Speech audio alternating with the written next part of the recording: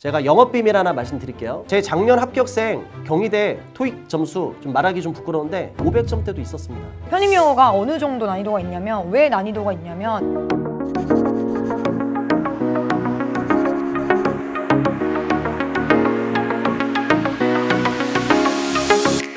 안녕하세요. 에듀윌 편입에서 강의를 하는 저스틴입니다. 안녕하세요. 에듀윌 편입에서 논리와 독해를 강의하고 있는 고한입니다. 와! 네, 이번 시간에는 두 분 다 자타공인 편입 영어 1타 교수님들이시잖아요. 네, 그래서 오늘은 편입 영어에 대해서 준비하셨다고요? 편입 영어의 극강의 난이도, 그거에 대해서 한번 얘기를 한번 해보도록 하겠습니다. 네, 헬라니도라고 불리는 대한민국에서 가장 어려운 영어 시험인 편입 영어의 난이도 어떠실지 궁금하시죠? 저희와 함께 알아볼게요. 제가 잘 몰라서 그러는데 편입 영어의 문제 유형이 다 RC인 거죠? 파트를 나누자면 일단 어휘 파트가 있고요. 그리고 이제 문법 파트가 있고요. 그리고 독해 파트가 있고요. 논리 파트가 있습니다. 혹시 편입에서 논리라는 게 어떤 걸까요? 쉽게 말씀드리면 수능에서 빈칸 추론 문제라고 생각하시면 됩니다. 빈칸을 뚫어놓고 앞뒤 문맥 또는 전체 문맥을 통해서 여기 들어올 말이 뭐냐를 논리적으로 유추하는 게 논리 유형입니다.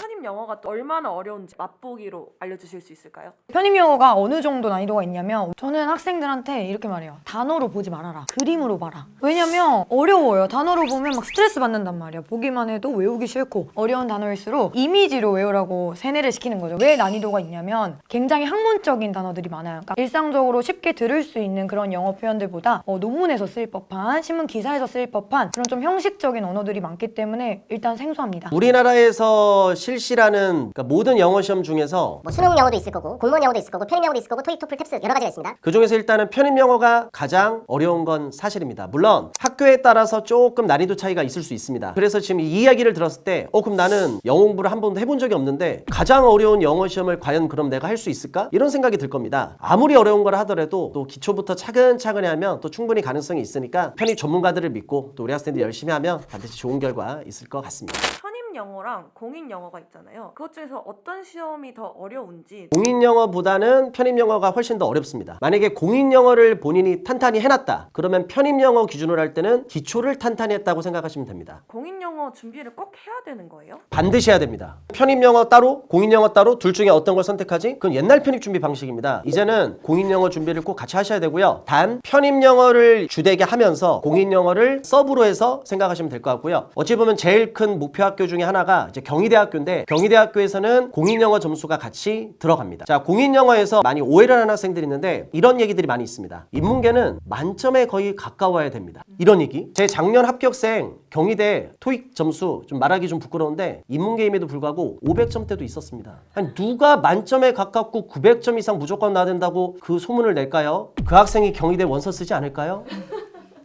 공인 영어 점수 반드시 있어야 되는데, 물론 좋으면은 좋죠. 편입 영어를 하면서 같이 하는 식으로 하는 게 좋다고 생각을 합니다. 그러니까 쉽게 말씀드리면 공인 영어는 자격 요건 정도로만 생각하시면 되고요. 사실상 여러분의 시험장에서 판가름을 내줄 거는 편입 영어랑 수학이라고 생각하시면 돼요. 상반기 때 일단 편입 수업을 들으면서 기초를 쌓으시고, 제가 생각하는 이상적인 적절한 시기는 7월부터 9월까지 영어 시험을 한 3회에서 5회 정도 공인 영어 시험을 봐서 점수를 어느 정도 만들어 놓으시고요. 그 이후에는 영어랑 수학에 올인하시면 됩니다. 제 생각하고 똑같습니다.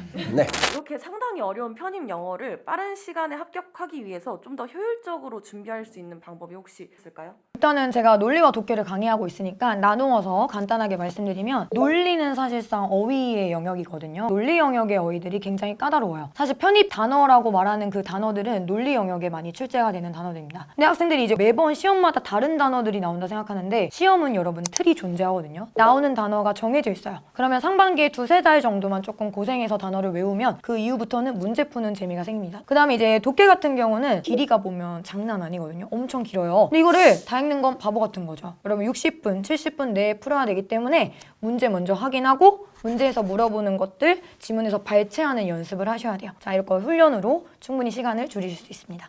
편입 문법을 좀 빠른 시간 안에 합격하기 위해서 더 효율적으로 준비할 수 있는 방법이 있을까요? 학생들이 편입 문법에 대해서 정말 걱정이 많아요. 왜냐면 정말 외워야 되는 것도 많고 범위 자체가 너무 넓다고 생각할 수 있는데, 제가 영업 비밀 하나 말씀드릴게요. 공인 영어를 철저히 해놓으면은 편입 영어의 기초를 다지는 것과 같다라고 이게 말씀드렸죠. 왜냐면 공인 영어 문법 정도의 수준 자체를 만약에 우리 학생들이 제대로 해놓잖아요. 솔직히 말씀드리면 편입 문법 그렇게 어렵지 않습니다. 토익 정도에서 공무원 정도 그 정도의 문법 난이도로 편입에서도 솔직히 거의 다 똑같이 출제가 됩니다. 100문제 중에서 90문제는 그렇고요. 100문제 중에서 한 10문제 정도가 정말 헬 난이도로 어렵게 출제가 됩니다. 그래서 수업하는 방식 자체가 공인영어에 대한 문법과 편입영어 문법을 제가 동시에 해줍니다. 여기까지 알면 공인영어까지 해결된다. 단 실력되는 학생들은 조금만 더 해보자. 그리고서 이제 편입에만 출제되는 것들을 제가 또 설명을 합니다. 강의 경력이 한 15년 되다 보니까 어찌 보면 그거를 이제 터득을 했죠. 문법 절대 어렵지 않습니다. 가장 중요한 말씀 드리겠습니다. 문법 개념을 암기하면 절대 문제 적용 못합니다. 문제 난이도가 조금만 올라가도 절대 문제를 풀 수가 없습니다. 문법 개념 최대한 이해를 해야 됩니다. 어떠한 어려운 내용도 저스틴이 최대한 쉽게 개념 이해시켜 드리도록 하겠습니다. 저만 믿고 따라오시면 됩니다. 네! 자, 지금까지 환승 편입 두 번째 영상이었습니다. 첫 번째 영상보다는 좀 더 자연스러웠죠? 하나, 둘, 셋. 와, 네, 여러분 너무 영어 얘기만 해서 이과 준비 학생들 수학을 왜 얘기 안 해줘? 라고 하고 있을 수도 있는데 그래서 다음 편에 저희가 수학과 관련된 영상으로 찾아뵙도록 하겠습니다. 구독 좀 꼭 해주세요. 그리고 좋아요 버튼 꼭 좀 눌러주시기 바랍니다. 안녕!